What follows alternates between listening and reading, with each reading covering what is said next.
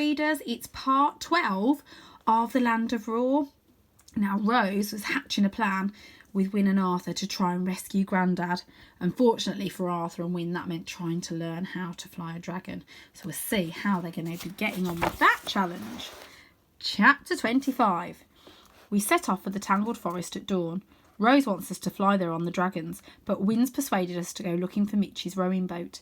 Apparently there's a river that runs right into the Tangled Forest, so we trudge across the island hoping Mitch's boat is still moored in its usual spot. I don't get why Mitch even needs a boat, I say. Rose sighs. She's not just a mermaid, Arthur. She uses it when she's collecting ingredients for spells. But how does she even get into it? Mitch couldn't move about on land by wriggling like a seal. But she didn't like doing it, and I can't imagine her regularly crossing this prickly meadow of grass and sea thistles. There's a tunnel that runs from the sea right into a store cupboard, says Rose. Then she scowls and mutters, something like that. She's been like this since we woke up, trying hard to show she's not in Roar. When we find the crack cutting across the middle of the meadow, wider than I've seen it anywhere else, she just steps over it like she's stepping over a puddle. Look, Rose, I peer into the darkness. This crack runs all over Roar. She rolls her eyes. It's just a crack, Arthur. It came 2 weeks and 2 days ago, says Wyn. I know, because it was your birthday, and to celebrate I'd taken some cake up to the waterfall. Just as the sun was setting, there was this massive earth wobble and the crack appeared. The next day I followed it through the forest and over the dunes until it disappeared into the sea. Me and Arthur had a massive fight that day, says Rose. Then she marches forward, calling over her shoulder, Hurry up! We find Mitch's boat pulled up on a pebbly beach. From here we can see the archipelago spread out in front of us, each island glowing in the early morning light. But Rose barely glances at it.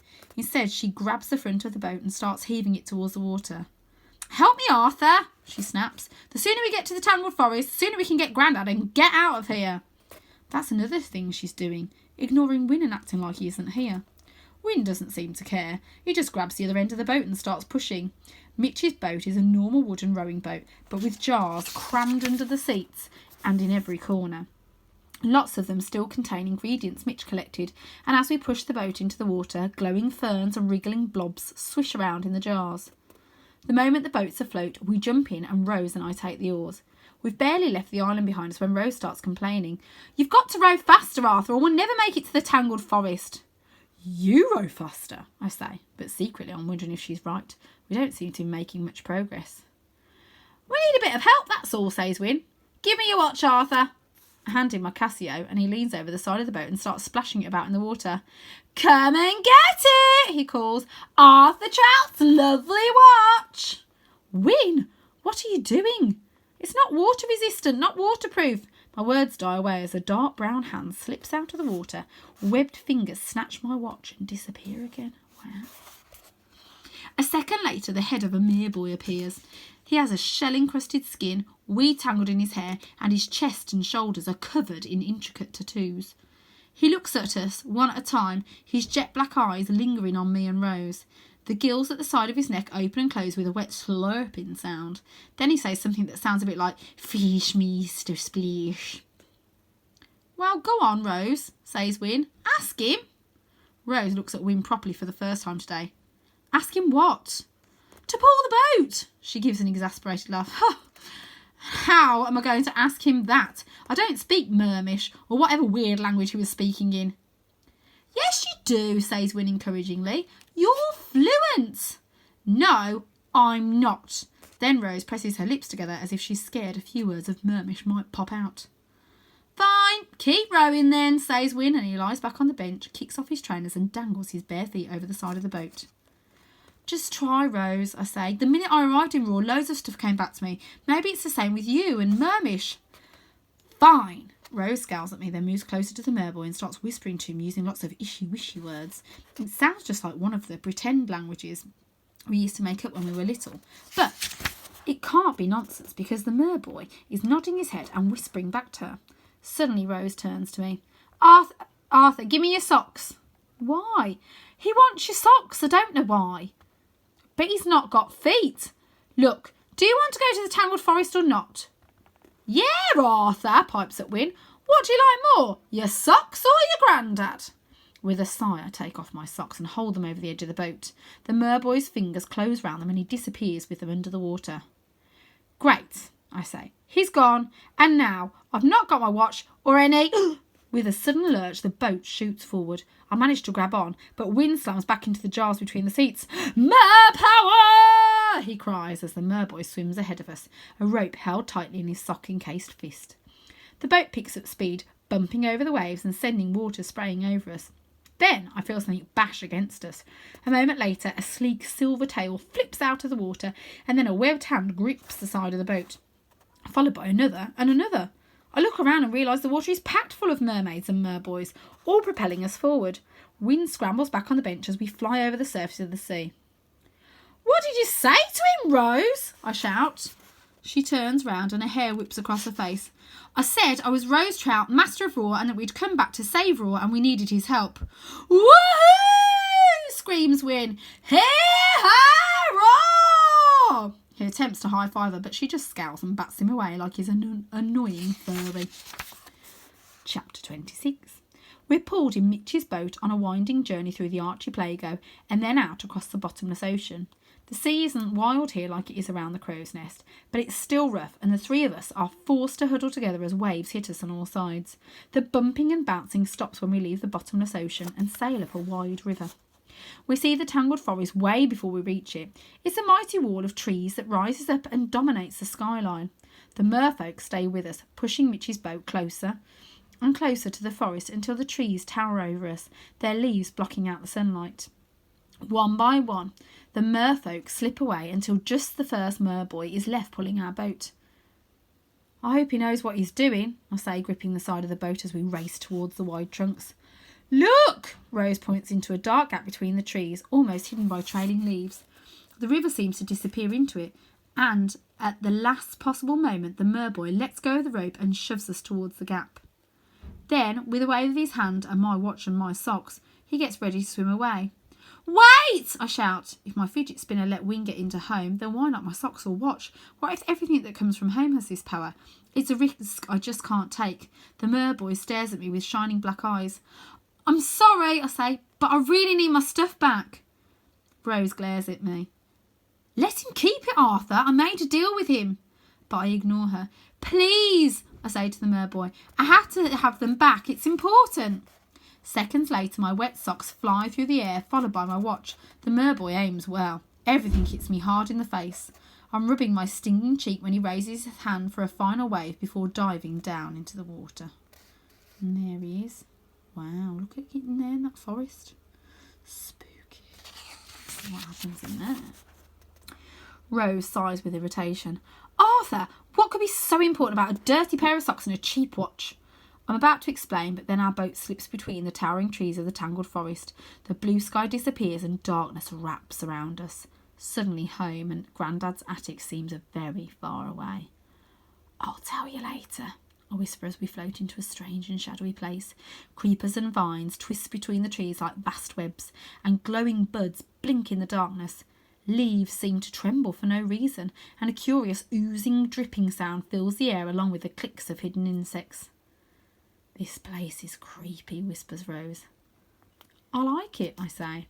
I might hate heights, but the dark doesn't bother me at all. It's still in here and peaceful, a bit like a cathedral lit by flickering candles. Caught on some invisible current, Mitch's little boat carries us deeper and deeper into the forest.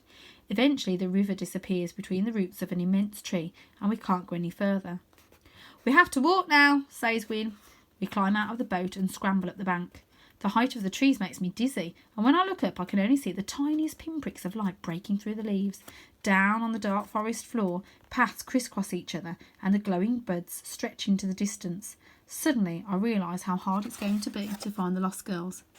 I feel like we're moving away from Grandad and the crow's nest, not closer. This place is massive, I say. How do we even know which path to take? We could be searching for the lost girls for days. Win strides towards a narrow track. It's this way! How do you know, says Rose. Because I read the sign. He pushes back a vine and we see a wooden sign nailed to a tree. The Lost Girls. He's painted on it in wobbling brushstrokes along with an arrow. And look, there's another one. He points to a tree further along the path. Then I suppose we follow the signs, says Rose, and although this seems suspiciously easy to me, we all head off along the path. As we walk further into the forest, Win practices his stealth walk. This involves him trotting from tree to tree on tiptoe. Every now and then he says, "Can you see me?" And we look up to see him standing very still in front of a tree with his hands in front of his face. "Yes," says Rose each time. "Not really," I say to make him feel better. Soon we're hot and sweaty, and the Lost Girls' signs have become much harder to follow. Vines twist in even thicker tangles between the trees, and we're reduced to climbing over and under things to keep going. And the signs pop up in the strangest of places. At the top of a tree, in the middle of a hollow log, we even find one submerged in a murky pond. As we wade through the water, it's hard to shake the feeling that the Lost Girls are playing an elaborate trick on us. Eventually we get to a sign that suggests we have to go through the middle of some brambles. "No way," says Rose. "I'm not doing it." Win examines the bush before dropping down on his stomach and wriggling underneath it. "Hurry up," he calls from the other side. "You've got to see this." I go next, and when I pull myself out, Win is already halfway across a rope bridge that stretches across a ravine. The bridge is long, droops down in the middle, and is made up of battered planks of wood tied together with fraying rope. Before I follow Win, I peer down into the ravine. Below, I see the river with the rainbow shine that runs through raw. Lime green crystals cover the riverbed, making the water glow in the darkness of the forest. Chunks of crystal stick out like jagged teeth, with water foaming and crashing around them. I pull out the map and see that the river cuts through the middle of the tangled forest and leads directly into the bad side. "Come on, Arthur," calls Win, deliberately wobbling the bridge. "This is fun!"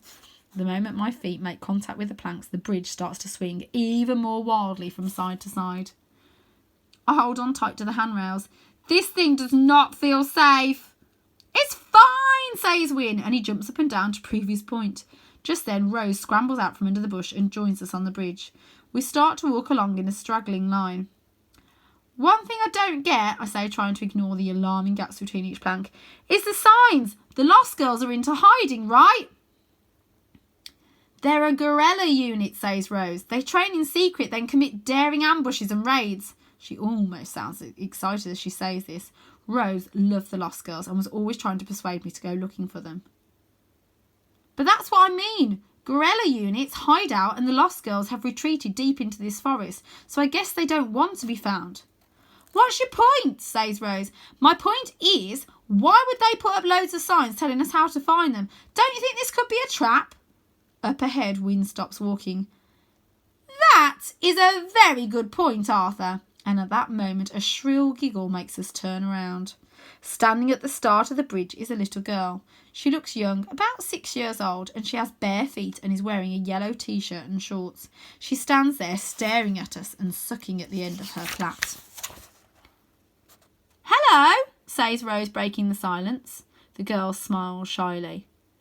"Is she a Lost Girl?" I ask Win. He shrugs. "I don't know. She looks a bit clean." "Maybe she's lost her way in the forest," says Rose. Then she calls back to the girl. "Do you want to come with us? Do you want us to take you home?" But the girl's not listening. She's taking something out of her pocket and is busy fiddling about with the ropes of the bridge.